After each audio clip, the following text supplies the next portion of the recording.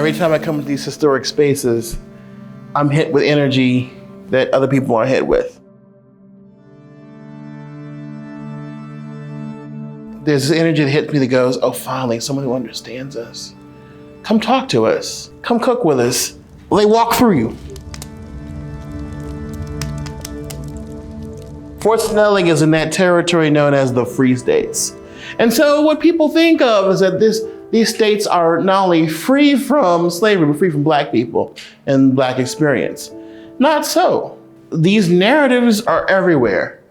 And what gets you, when you come here is that, sure, there was a military component that was white and male and forceful and aggressive. But there was a domestic component that was Black and Native. And that's what we forget often about American history. It is powered by women. It is powered by people of color.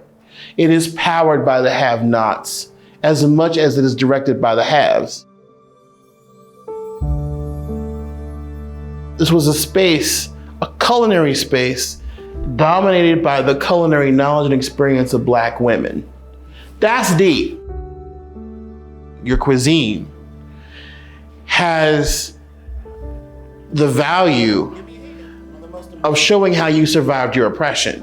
That's the heart of culinary justice. What I do is I interpret the foodways of enslaved people. They found ways to steal power back. Now we've come back to the space, valid, triumphant, still here. And that's an incredible miracle. I don't take that for granted. And our ancestors are cheering. They know that,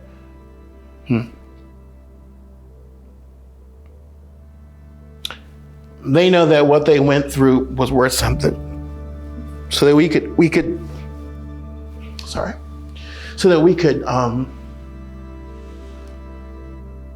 stand up and keep their names going. And that makes this place very special. I'll never forget it.